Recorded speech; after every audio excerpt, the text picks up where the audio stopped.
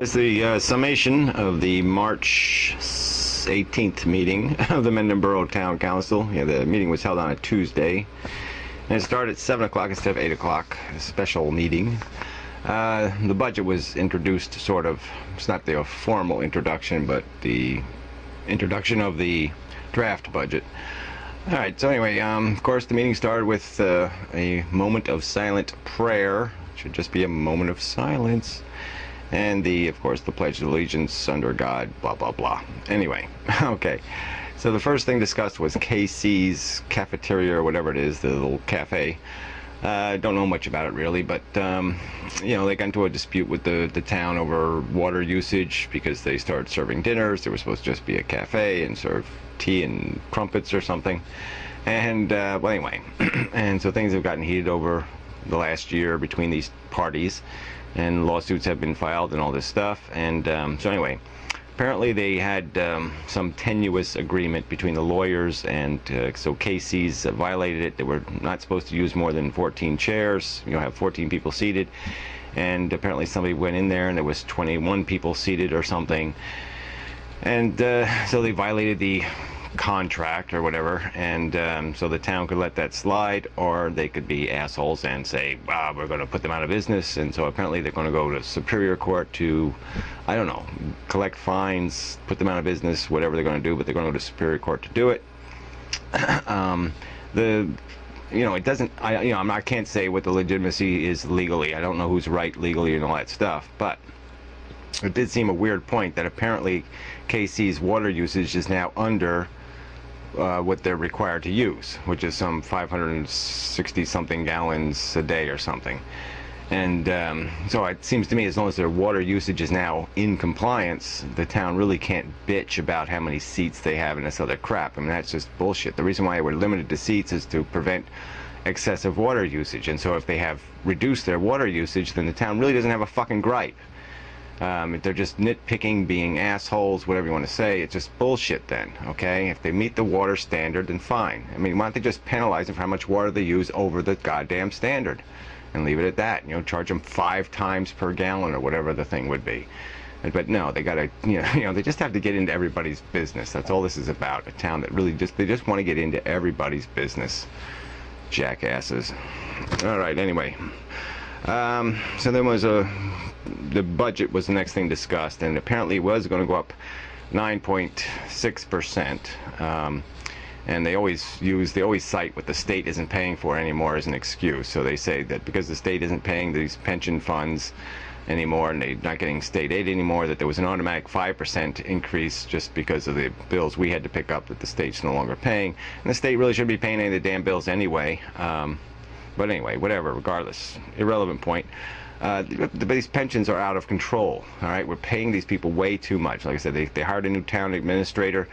The old administrator was getting paid $100,000 a year, and they paid this new one $120,000. Never even interviewed anybody else. Never even tried to get somebody cheaper. I mean, $120,000 for what? You know, and they all get free cars. You know, the police chief gets over $120,000, $30,000. You know, free car to go home with. You know, and that they want to buy a new SUV now, so he can have that car to go home with every night. I mean, what a pile of shit. You know, you're paying for this stuff. It's just, you know, every roof over everybody's head. I mean, you know, this is, you know, and it's just, what are you paying for? It's crazy. Well, anyway, so they got it. So now they're going to take money out of the capital fund. So last year, they increased your taxes like 14% or something. The year before that, it was almost 20% or something. You know, for the local municipal portion of the budget. We don't know what the school portion is going to be yet, so we don't know what's going to happen to that 6.9 number. It might go down a little, might go up a little. So far, it's $200 increase. The school will add another 200 or 300. Who the hell knows? But anyway, so where was I? Yeah. So last year they excessively taxed you, so they could put money in a capital fund, so they could just have a bunch of money in a bank account, right? Which is a pile of shit because they want to go pay as we go. Yeah, well, you go pay as you go by raising frigging taxes. That's how you go pay as you go. You don't collect a big pile of money, and if you're going to do the collecting a big pile of money, then let everybody benefit from it, you know. Pay people's taxes with it. Who knows? You know, you could do something with that money. Put it to work. But regardless, so now this year they're just taking money out of that capital fund. So they overtax you one year, and now they're going to take the money out of the fund to reduce the tax rate this year. And it's not, you know, it's just stupid. It's just voodoo economics is all this it comes down to. So anyway, on to the budget itself. There was different things mentioned. The Phoenix House Garden, apparently, you know, they don't have any funds for that, but they're thinking of just, you know, crashing in the Fletcher Fund, 80,000 bucks worth, you know, to pay for the improvements to that stupid little garden that nobody uses but the people who work in the damn town. Which is garbage. It's bullshit. It's a stupid place for a garden. I mean, it's noisy. It's not the best location. Just forget about it. Turn it into a parking lot. Let's move on. You know, let's put a garden where a garden belongs, not in the middle of the friggin' town. You know, next to the busiest street in town, the busiest intersection in town. Yeah, that's perfect. What a great location for a garden. Stupid people. All right. Anyway, there was some talk of the website, but nothing, you know, concrete. I don't know. So they're going to spend some money on that. Of course, I was giving them a website for free for 2 years until Dick Kraft, the ex-mayor, had to be a butthole and fuck that up. But anyway, so you're going to save some money by reducing it to 4 newsletters a year. So you're only going to get 4 of the little newsletters in the mail. But yeah, we shouldn't be getting any. We should just put the damn thing online, send newsletters to the people that can't get out. You know, send out 100 of them, and everybody else can just get it online. Just, you know.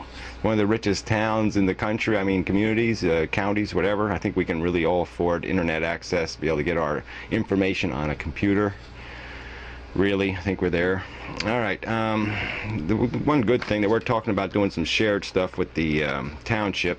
Township apparently has a wood chipper, and so they're thinking maybe a deal where you know, we'll pay for a stump grinder, which is apparently some 30,000 bucks. And then the 2 towns will share the equipment, which might be good. So maybe we get free wood chips again or something. And, you know, they'll be able to do their tree stuff without hiring contractors. So do that in-house. So again, like I said, the police they're talking about getting a new vehicle for the police department, an SUV, which really doesn't make any sense anyway.